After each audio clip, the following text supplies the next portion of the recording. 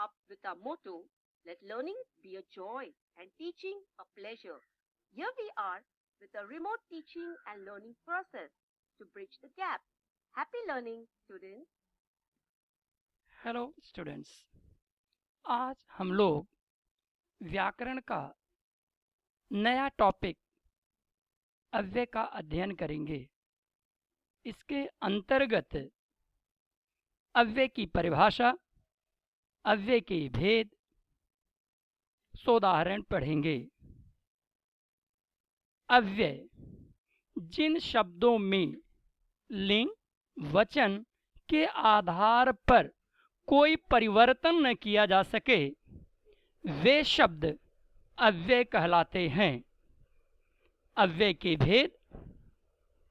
अव्यय के 4 भेद होते हैं।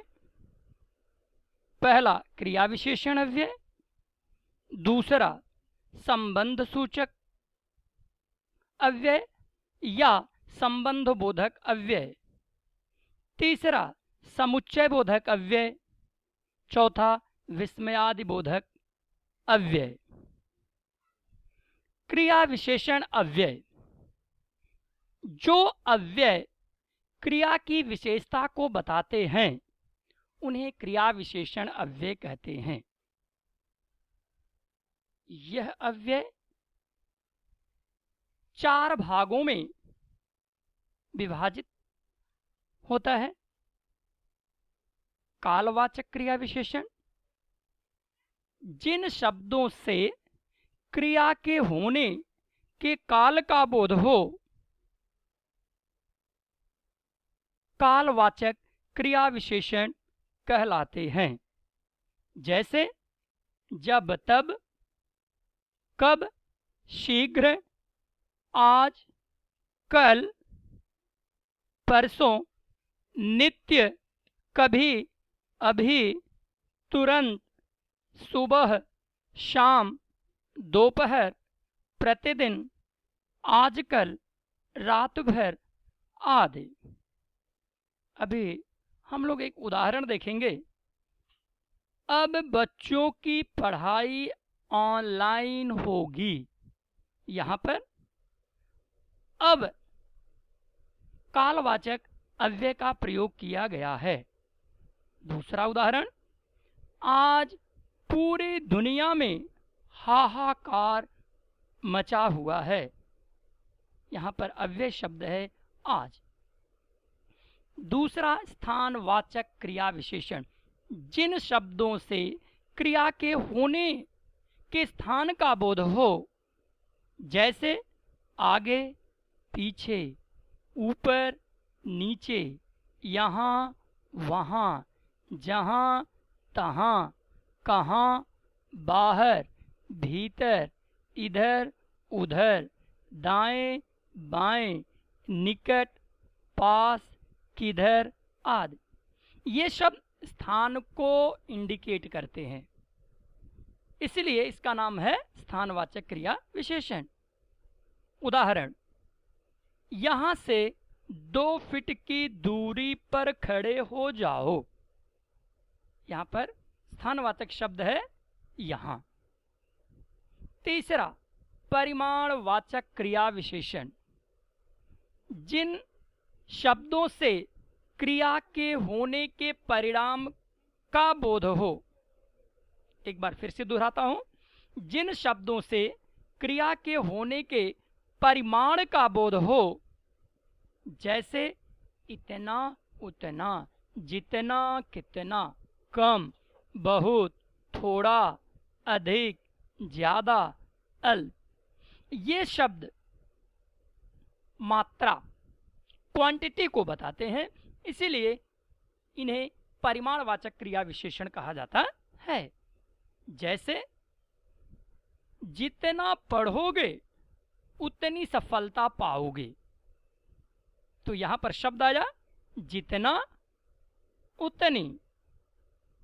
चौथा रीतिवाचक क्रिया विशेषण जिन शब्दों से क्रिया के होने की रीति का बोध हो, जैसे ऐसे, कैसे, जैसे, वैसे, जल्दी, धीरे धीरे, तेज, सहसा, अचानक, अनायास, एकाएक, कदाचित, शायद, चुपचाप, झटपट, चुपके चुपके, मत, न, ठीक आदि।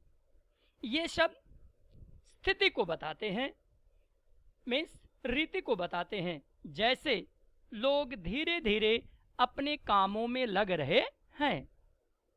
दूसरा, संबंध सूचक अव्यय। इसका प्रयोग संज्ञा या सर्वनाम के बाद संबंध कारक चिन्ह का, की, के, रा, री, रे के साथ होता है, जैसे के आगे, के पीछे, के ऊपर, के नीचे, के पहले, के बाद, के साथ, के लिए, की ओर, के भीतर, के बाहर, की तरफ, के पास, की बदौलत आदि। उदाहरण है, करामत अली गाय को लेकर गौशाला की ओर चल पड़ा। यहाँ पर संबंध कारक चिन्ह आया की और उसके बाद अव्यय शब्द आया और, इसलिए यहाँ पर संबंध कारक अव्यय है की ओर। तीसरा, समुच्चय बोधक अव्यय। इसका प्रयोग सामान्यतः दो शब्दों, दो वाक्यांशों, दो वाक्यों को जोड़ने के लिए किया जाता है, जैसे और, तथा, किंतु, परंतु, लेकिन, ताकि, बल्कि, क्योंकि, मगर, एवं, या, इसलिए, यदि, तो, जैसा, वैसा आदि। उदाहरण है, मैं सोचने लगा कि लोग कैसे होते हैं। यहाँ पर दो वाक्यों को जोड़ने के लिए कि शब्द का प्रयोग हुआ है। मैंने सोचने लगा, दूसरा वाक्य है लोग कैसे होते हैं। इन दोनों वाक्यों को जोड़ने के लिए कि शब्द का प्रयोग किया गया है, इसलिए यहाँ पर कि अव्यय समुच्चय बोधक अव्यय है। चौथा, विस्मयादि बोधक अव्यय। जिन शब्दों से मन के भाव, हर्ष, शोक, घृणा का बोध हो, जैसे अरे, हाय, ओह, आह, हे आदि। यहाँ पर उदाहरण है, हे भगवान बचाओ इस बीमारी से। यहाँ पर विस्मयादि बोधक अव्यय है हे भगवान। तो छात्रों, इस तरह से हम लोगों ने अव्यय का अध्ययन किया। बार बार इस अव्यय का वीडियो देखकर और सुनकर आप पढ़ते रहेंगे और याद करते रहेंगे। धन्यवाद छात्रों। व्याकरण के अगले टॉपिक में हम लोग संधि का अध्ययन करेंगे। धन्यवाद।